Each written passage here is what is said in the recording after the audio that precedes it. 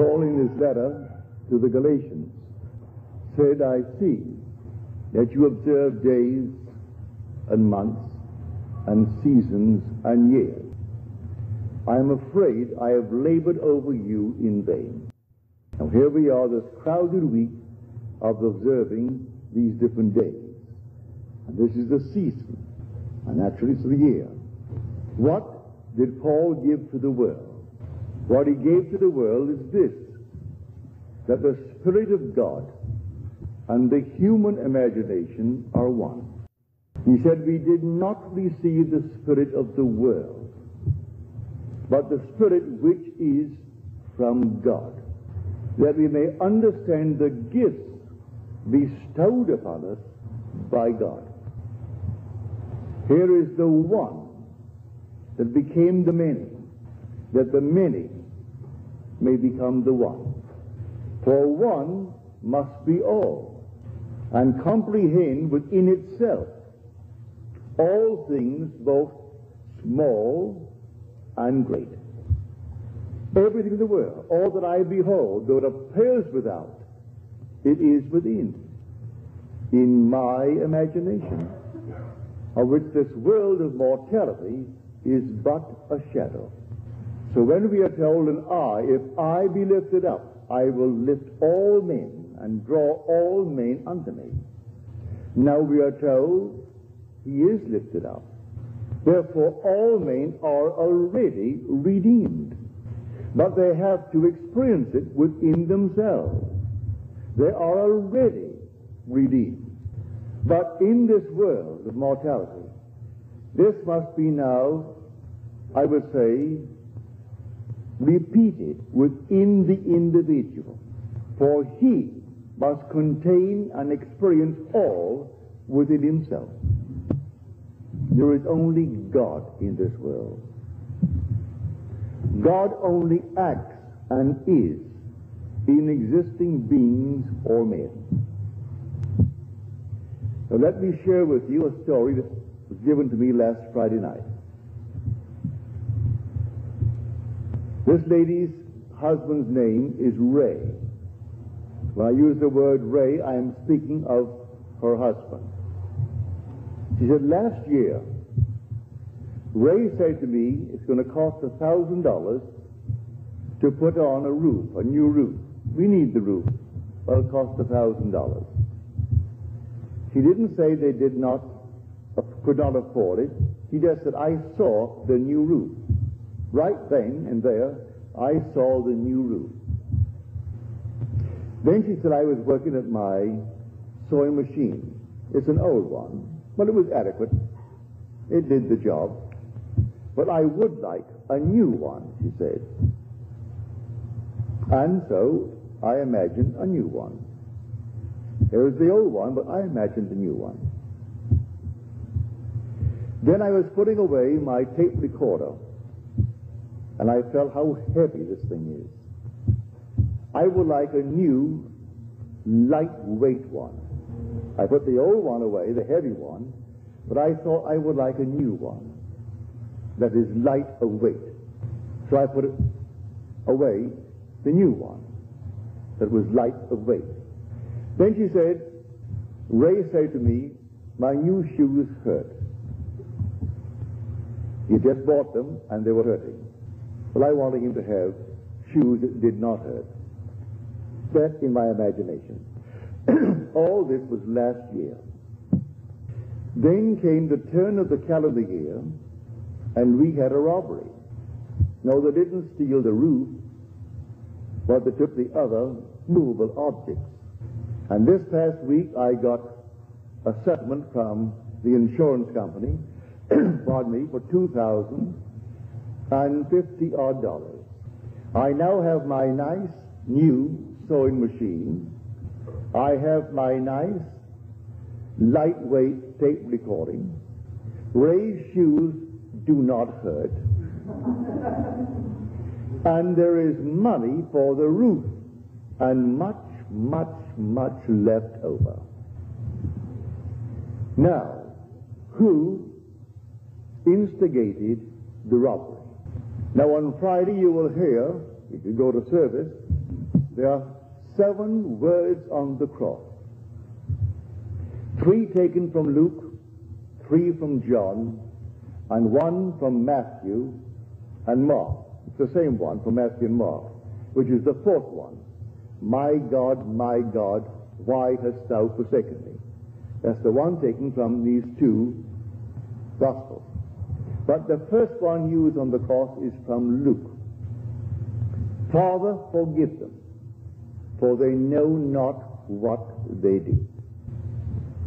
Everything is moving under compulsion. No one sees the invisible causation. No one sees the invisible imaginal acts that is putting pressure upon everyone who is bent in a certain direction to perform the needed act to produce the imaginal act that is completely unseen by the world. Here, every natural act, natural effect, has a spiritual cause and not a natural. A natural cause only seems. It is a delusion of the fading vegetable memory. Now, in her letter to me, she said, these things I remember. They were all last year, but I remember them. In her case, she is blessed that she could remember when Ray said to her, it's going to cost $1,000 to put on the new roof, and I saw the new roof. Even at the moment, maybe, we thought we could not now afford the new roof. When I used my sewing machine, it was adequate, it was good, it did the job, but I would like a new one, and I saw a new one. And when I put away my tape recording, it's all right, it was adequate, but it was heavy when I put it away. I thought, I've seen all these nice, new, lightweight ones, and I would like a nice, lightweight one, good one. Now she said, I have all of them. I have my nice, new, lightweight, my new machine, raised shoes, they do not hurt, and the roof will be a new one. The money is there, and much left over. So the first cry on the cross, Father, forgive them. They know not what they do. They're all asleep, moving under compulsion. And men and women, unwittingly, most of them, some wittingly, are setting the whole thing in motion. And they're simply moved. So someone given to the feeling of getting something for nothing, so he takes the tape recorder. If he sells it for anything, that's profit. It costs him nothing. No matter what it cost her, whatever he could get for it, that was sheer profit. If he goes out and finds something that he stole for $100, and he could move it quickly for $15, and one gets a bargain, he made $15. It cost him nothing. His investment was nothing. And there are those in the world who think that way. They're all passing through the furnaces. So the first word on the cross, a word on the cross does not mean a single word. It's a completed thought.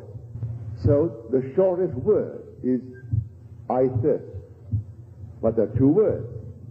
Then the next one from John is, it is finished. There are 3 words. All right? Still, it is 1 word when you take the 7 words. So the first word is from Luke. Father, forgive them. They know not what they do. And then comes Luke's second. Then comes John's first.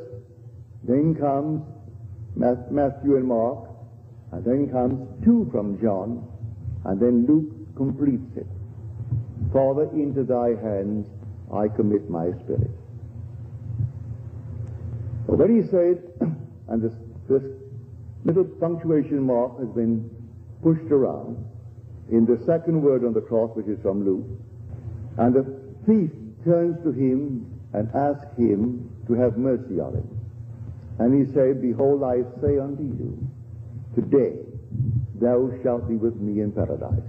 Well, you could alter the punctuation mark and put the comma after today. But no, leave it just as it is. Behold, I say unto you, today thou shalt be with me in paradise. This is now resurrection. And when I am lifted up, I will draw all men unto me. For all things are in my own wonderful human imagination. And I am all imagination. So when I am lifted up, I draw all. At the very moment, I draw them all with me. But they individually must have the experience that I have had. But they are already redeemed because I took them up with me. Because all things exist in the human imagination. And anyone who is resurrected, well, he can't be resurrected and leave behind him any part of himself. So the whole vast world is raised up with him. I am telling you from experience, the heavenly chorus sing when this thing took place. They sing the fall, actual fall, into division, and the resurrection into unity. They sing it out. And then the regeneration through resurrection from the dead. They actually sing it out. And the words, it is finished, I heard it, but I didn't sing it. The heavenly chorus sang it. When I walked by and everyone was made perfect as I was perfect. And then at the very end, the chorus sang out, it is finished. That was the sixth word on the cross. And the last one is when this garment comes off. And that is the 31st Psalm, the 5th verse. Into thy hands I commit my spirit. Complete the verse. Thou hast redeemed me, O Lord, faithful God.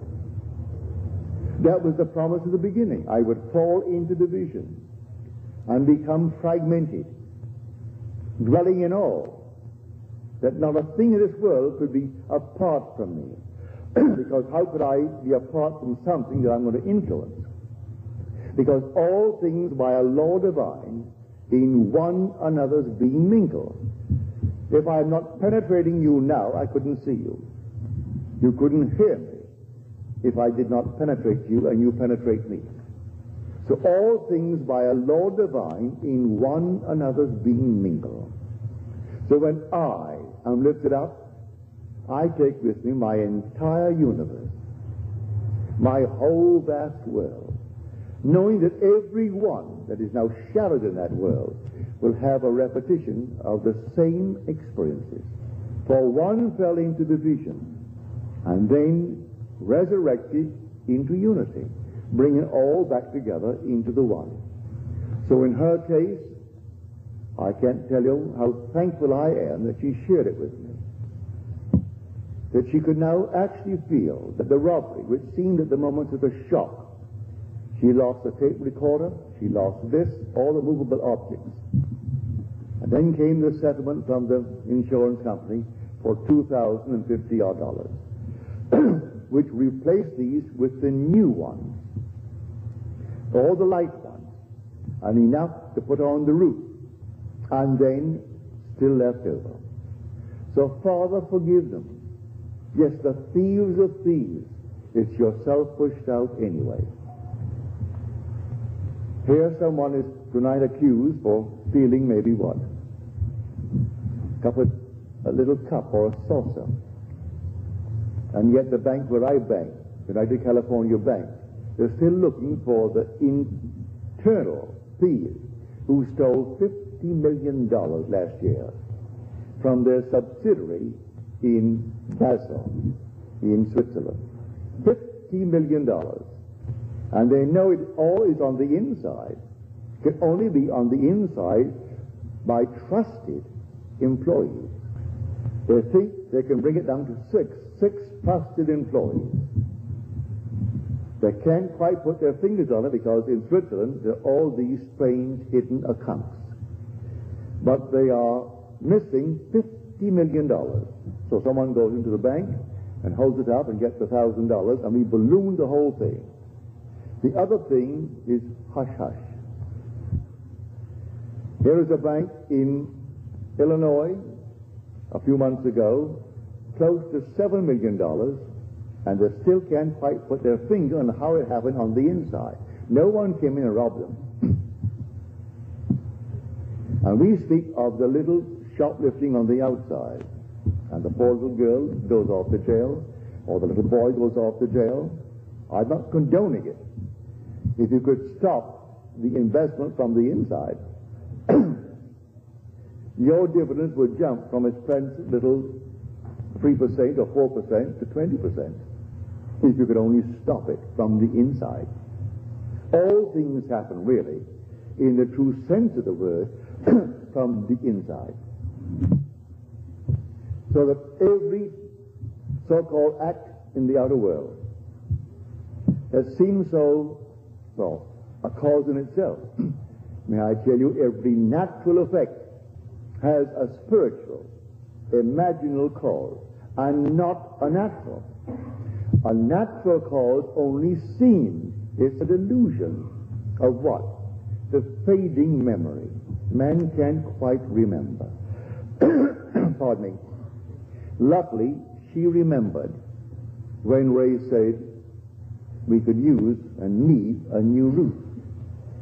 But it will cost $1,000, and so that's put into the future. She remembered when he complained the new shoes were hurting. In her mind's eye, she revised it instantly, at that moment. The roof and the shoes. When she worked on her machine, she revised it. It was adequate, but she said, I have a new machine, sewing machine. And putting the heavy tape recorder away, she wanted a new one that was light of weight, and she revised it, and she got, in her mind's eye, a lightweight new tape recorder.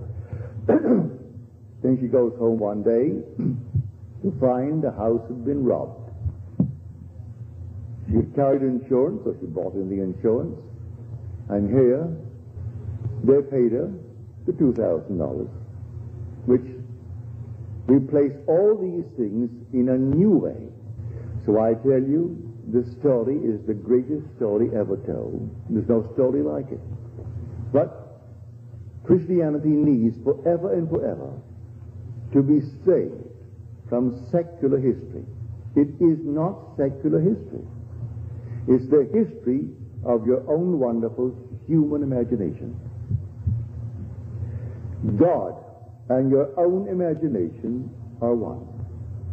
They're one. You are an immortal being. You cannot die. Because you're all imagination.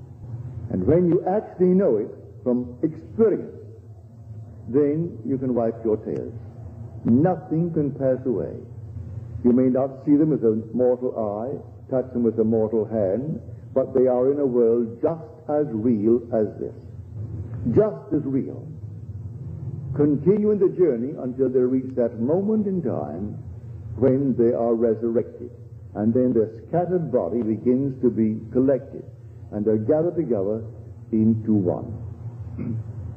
So one must be all, and comprehend within himself all things, both great and small. And you are that one that actually fell. And then, in falling, you became fragmented. You became divided into the unnumbered parts, and each seems to be independent of you as you look out on it. You're only looking out on yourself pushed out. And your whole vast world must make real your unknowing imaginal acts, or your knowing imaginal acts. I ask you to trust this teaching. Believe in your imaginal acts. You may not see it tonight or tomorrow, but believe in it. Actually assume the most glorious thing in the world for yourself or any aspect of yourself. Trust it. And that imaginal act if it takes 1,000 or 10,000 or 100,000 of your projected cells, will use them to make that thing become real in your world. As she said in her letter to me, you may call it imagination, or some may call it thought. But this I do know, having remembered what I did last year, I can say it does produce reality. As I've told you time and time again, imagining creates reality. That all the objective facts of the world are produced through imagination. There isn't a thing that you can name in this world that wasn't first imagined. But you can veto it the minute you imagine it. You can say, as she could have said, we can't afford it, and stop it. She didn't say we can't afford the $1,000 for the roof. She saw the roof, and it was new. But she didn't see the robbery. That's the means. Now, let me turn you now to the 55th chapter of Isaiah. My ways are higher than your ways, and my thoughts than yours. This is a chapter where you're told, my word shall not return unto me void, but it must accomplish that which I purpose and prosper in the thing for which I sent it. So my ways are higher than your ways. Don't concern yourself with how it's going to be done. For the same voice who spoke these words said this in the 32nd chapter of Deuteronomy, the 39th verse. I, even I, am He. I kill, I make alive. I wound, I heal. I do all these things, and none can deliver out of my hand. He's playing all the parts.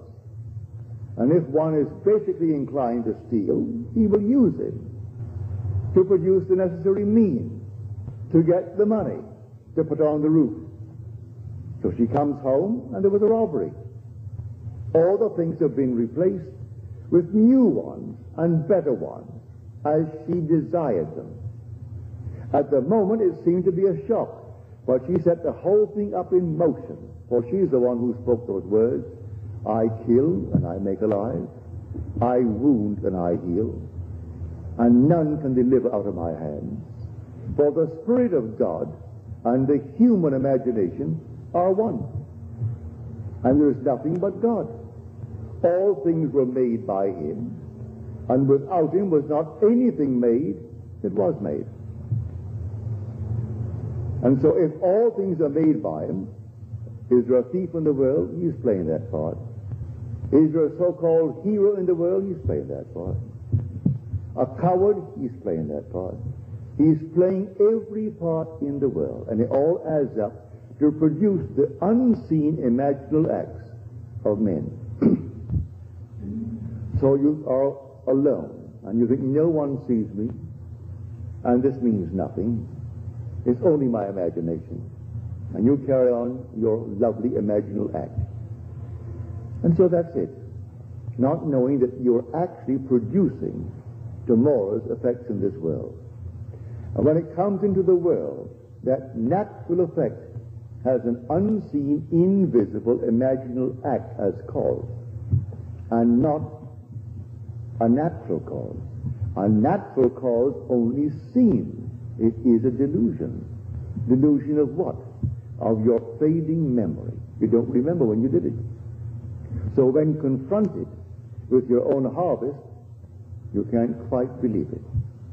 You can't remember when you did anything that could actually be like this. I didn't rob myself. I never thought for one moment of robbery to get the money. No, but I did see the whole thing done. And there are thieves in the world, all over the world, and they're all played by God. There is nothing but God.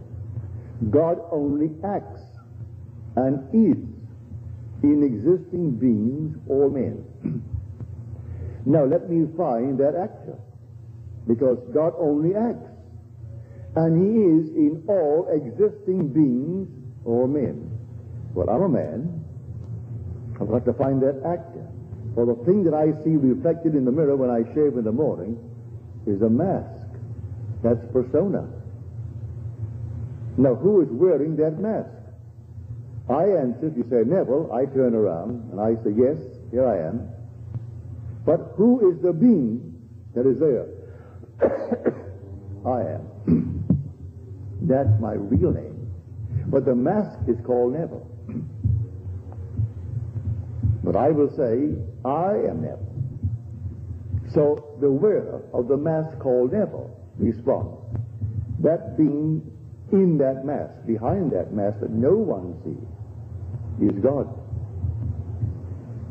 And now the whole vast Christendom will celebrate this victory of God, that he actually died, literally died. But God's first attribute is mercy. And God turned death into sleep. And then rose the sexes to work and to weep. And so all the sexes rose as masks. When God died, he buried himself in humanity and died. And then his first attribute, mercy, turned it into sleep. That's what Blake meant when he said eternity exists. And all things in eternity independent of creation, which was an act of mercy. That was the merciful act, to turn death into sleep. And God is dreaming this dream. One day he will awake. And when he awakes, he resurrects. And then he gathers into his own being all his scattered being. So all are gathered together. When I depart this time, may I tell you, I am taking everything in the universe with me. And when I am lifted up, I will raise all unto me. Read it in the 12th chapter of John. Not one can be left, because all things exist in the human imagination. But it's not raised up until he who is scattered is awakened to unity. And then he draws into his one being all that was scattered. So there's sin, his fall into division, and his resurrection to unity. His fall into the generation of decay and death, and his regeneration into the generation or the resurrection from the dead. So when he actually is raised from the dead, he gathers all into his own being. And they're all with him. No matter where he goes, he has his whole vast world raised up, hasn't left one behind him. But everyone shattered in the world will have a reproduction of that drama within themselves. So what is now being dramatized as a memorial this week, for this is really a memorial. This is simply a great memory, a remembrance of what God has already accomplished. And so they're perpetuating it through Good Friday, then comes the burial on Saturday, then comes the resurrection on Sunday. But the whole thing is done. It's all done. Only to be repeated in the individual, and then the individual, who is a semen scattered, becomes the unit, and he draws his vast world unto himself, and he is resurrected. So the one becomes the many, and then the many become the one. So whenever one is raised, he takes his whole vast world with him, even though it seems to be left behind. And every aspect that it seemingly is behind becomes the unit, and then it raises up. So one must be all. That is the story of the Christian mystery. One must be all. So the first cry on the cross, Father, forgive them. They know not what they do. And they do not know what they do. They go blindly on under compulsion, executing the unseen imaginal acts of humanity. And they move under compulsion. To pick this up, I told the story. I was severely criticized for it by a lady at a dinner party one night when Fred Bales, who is now gone from this world, and he gave a party at the Ambassador Hotel. And I had told this story about 2 weeks before, and one of his great, I would say, contributors, who would come and always write a huge big check at the end of a year or end of a month to keep that going. And she was most critical that night. As I said, I didn't feel well that night at all. And she said, you know, I can't quite understand how you could take the platform, an audience of 2,600, 1,000 who could not get in, they're all overflowing, at the Fox Wilshire, and tell what you told concerning your wife. That was my first wife. I told a simple story to explain that everything in this world must be forgiven. I don't care what it is. When I met the girl who now bears my name, who is the mother of my daughter, the very first moment I met her, I knew she is going to be my wife. She didn't know it, but I knew it. I said to myself, she doesn't know it, but she is going to be my wife. We sailed for Barbados 6 months later, and she met my mother, met my family, met them all. They all loved her. That was back in 1936. In New York City, because of some archaic law, it's now passed, you couldn't get a divorce unless she was insane for 7 years, or adultery, and that's all. The Orthodox Christian churches have sewed the whole thing up so that it made life miserable and made everything simply, well, a burden to all. But when I met her, I had just such an entangled background. And here's New York City, the most archaic city in the world concerning its laws. I went to bed and slept as though I were happily married to the girl who now bears my name. I did not have any physical emotion with her. Just she was sleeping there and I am here, and it's blissful.